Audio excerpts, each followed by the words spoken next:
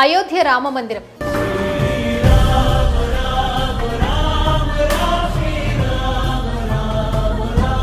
భారతదేశ కోట్లాది మంది హిందువుల కల సాకారం అవుతున్న వేళ, దశాబ్దాల పోరాటం తరువాత రామ జన్మభూమిలో రాముడు కొలువు తీరుతున్న వేళ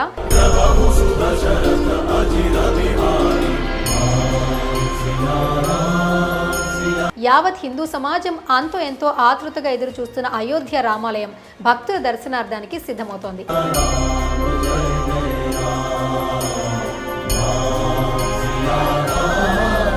ఈ నెల 22న అత్యంత ప్రతిష్టాత్మకంగా అయోధ్య రామ మందిర ప్రారంభోత్సవం జరగనుంది.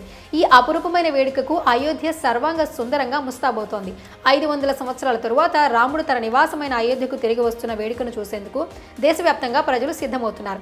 అయోధ్య రామ మందిర ప్రారంభోత్సవానికి వెళ్లేందుకు ఇప్పటి నుంచే ప్రజలు సిద్ధమవుతున్నారు. దేశం నలుమూలల నుంచి ఇప్పటికే కేంద్ర ప్రత్యేక రైళ్లను కూడా సిద్ధం చేస్తోంది. అయితే అయోధ్య వెళ్లేవారు రామ మందిరంతో పాటు అక్కడ ఏమేమి చూడొచ్చు, అక్కడ చూడవలసిన అద్భుత ప్రదేశాలేమిటి, వాటి ప్రత్యేకతలు ఏంటి అనేది ఇప్పుడు అందరికీ ఆసక్తిగా నిలుస్తోంది. ఈ నేపథ్యంలో అయోధ్య వెళ్లేవారు రామాలయ ప్రారంభోత్సవం నాడు అక్కడి వేడుక, ఆలయ వైభవాన్ని తప్పక చూడాల్సిందే. ఇక అయోధ్య రామయ్య మందిరం మాత్రమే కాకుండా అయోధ్యలోని కామిగంజ్ ప్రాంతంలో ఉన్న మణి పర్వతం తప్పకుండా సందర్శించాలి. ఈ పర్వతం హిందూ మతంలో అత్యంత ప్రాముఖ్యత ఉన్న పర్వతం. హనుమాన్ సంజీవని పర్వతాన్ని తీసుకువెళ్తున్న సమయంలో కొంత భాగం ఇక్కడ పడిందని చెప్తారు. ఇక్కడే బౌద్ధ విహారం, స్తూపం కూడా ఉన్నాయి. ఇవి ప్రతి ఒక్కరూ తప్పక చూడవలసినవి. అయోధ్య వెళ్లేవారు సీతాకి రసోయి పేరు సూచించినట్లుగా రామాయణ యుగంలో సీతాదేవి యొక్క వంటగదిగా ఉండేది. ఇప్పుడు దేవాలయంగా రూపాంతరం చెందింది. అప్పట్లో పాత్రలు, వంట సామాన్లను చూడడానికి మీరు ఈ స్థలాన్ని సందర్శించవచ్చు అని అంటున్నారు. అయోధ్యలో రామకథా పార్క్ ఒక అద్భుతమైన ప్రదేశం.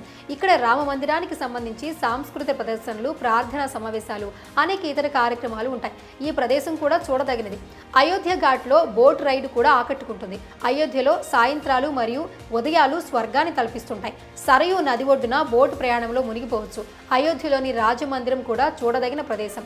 రామాలయ కాలం నాటి పౌరాణిక కథలతో ముడిపడి ఉన్న ప్రసిద్ధ దేవాలయం. మీరు ఆలయం లోపల అనేక హిందూ దేవుళ్ళు మరియు దేవతల విగ్రహాలను చూడొచ్చు. అంతేకాదు మీరు ఇక్కడ అద్భుతమైన హిందూ వాస్తు శిల్పాన్ని కూడా చూడొచ్చు.